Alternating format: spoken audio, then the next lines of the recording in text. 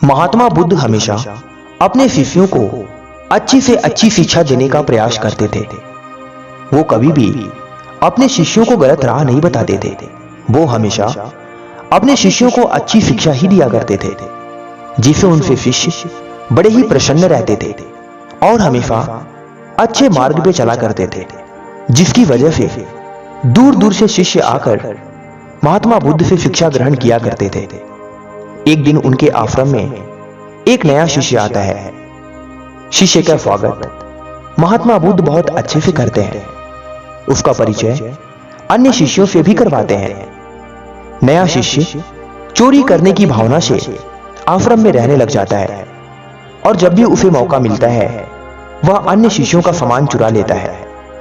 वहीं एक दिन कुछ शिष्य उसे चोरी करते हुए पकड़ लेते हैं और फौरन महात्मा बुद्ध के पास लेकर जाते हैं। महात्मा बुद्ध को शिष्य बताते हैं कि किस तरह से वो उनका सामान चोरी कर रहा था। शिष्यों की बात सुनने के बाद चोरी करने वाले लड़के को महात्मा बुद्ध कुछ नहीं कहते और सभी शिष्यों को वापस भेज देते हैं। बुद्ध द्वारा चोरी करने पर कुछ ना कहे जाने पर हर कोई हैरान हो जाता है। वहीं कुछ दिनों बाद फिर वही लड़का चोरी करते हुए पकड़ा जाता है। फिर से अन्य शिष्य उसको महात्मा बुद्ध के पास लेकर जाते हैं और महात्मा बुद्ध से चोरी की शिकायत करते हैं। बुद्ध एक बार फिर से उसे कुछ नहीं कहते और ऐसे ही छोड़ देते हैं। संत द्वारा चोरी करने वाले लड़के को आश्रम से न निकाले जाने पर अन्य शिष्य नाराज हो जाते हैं और अपनी नाराजगी जाहिर करते हैं। तब महात्मा बुद्ध शिष्यों को समझाते हैं कि वह लड़का इस आश्रम में नया है और बुरी आदत में फंसा हुआ है। व्यक्ति की आदतों को बदलने में समय लगता है। इससे पहले यह जहां रहता था वहां से इसने चोरी करना सीखा है। इस आश्रम में अच्छी बातें पढ़ाई और सिखाई जाती हैं और एक दिन यह लड़का भी अच्छा ज्ञान हासिल करने के बाद सुधर जाएगा। अगर मैं उसको आश्रम से निकाल दूंगा तो वह चोरी करना नहीं छोड़ेगा तथा कहीं और जाकर चोरी करने लग जाएगा। लेकिन अगर मैं उसे इस आश्रम में रहने दूंगा तो वह तुम लोगों के साथ रहकर सुधर जाएगा। महात्मा बुद्ध की बात सुनकर शिष्यों को अपनी गलती का एहसास हो गया और सभी शिष्यों को यह समझ में आ गया कि अच्छे माहौल में रहने से और अच्छी बातें सुनने से बुरे से बुरा व्यक्ति सही रास्ते पर आ जाता है।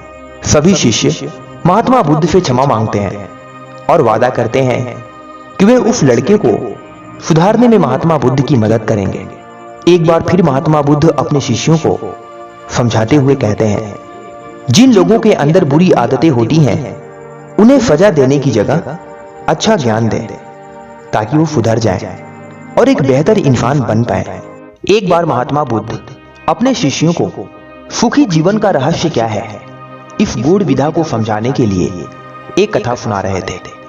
एक बार की बात है, एक संत अपना स्वयं का आश्रम बनाना चाहते थे, जिसके लिए वो गांव-गांव की यात्रा करते और कई लोगों से मुलाकात करते थे। इसी यात्रा के दौरान उनकी मुलाकात एक किसान से हुई। किसान ने उनका खूब स्वागत किया और संत से कुछ समय अपनी कुटिया में आराम करने की याचना की। संत उसके मीठे व्यवहार से बड़े प्रसन्न हुए और उन्होंने उसका आग्रह स्वीकार कर लिया। किसान ने संत को अपने घर का स्वादिष्ट भोजन कराया और उनके विश्राम के लिए खटिया पर एक दरी बिछा दी और खुद किसान फर्श पर टाट बिछाकर सो गया।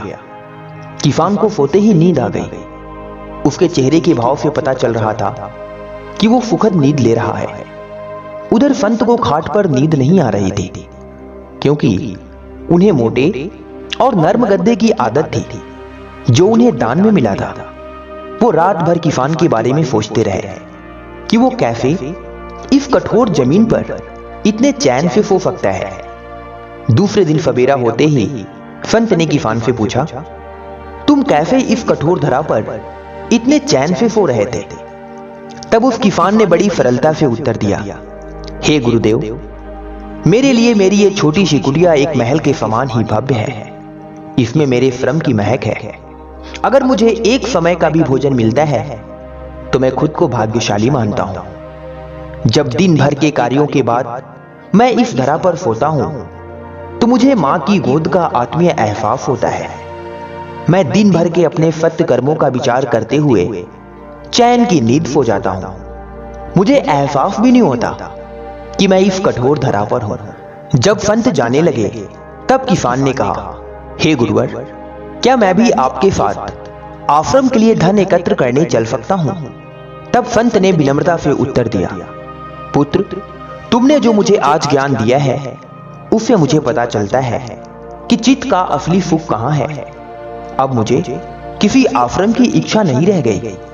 यह कहकर संत वापस अपने देश लौट गए और एकत्र किया धन उन्होंने गरीबों में बांट दिया और स्वयं एक कुटिया बनाकर रहने लगे। जीवन का सुख संतोष में है। अगर मनुष्य जो है उसे स्वीकार कर ले और उसी में खुशियां तलाशे तो वो उसी क्षण सारे सुख का अनुभव कर लेता है। कई घरों में अपार धन दौलत ऐशो आराम होते हुए भी वहां सुख शांति नहीं होती, क्योंकि उन्हें जो है उसमें संतोष नहीं होता। कहते हैं जिन्हें दूसरों की थाली में घी ज्यादा दिखता है वो कभी खुद चैन से नहीं रहते। व्यक्ति को हमेशा वो चाहिए जो उसके पास नहीं है, और वो मिल जाए तो नई महत्वाकांक्षा उसकी जगह ले लेती है। इस तरह पूरा जीवन असंतोष में ही बीत जाता है।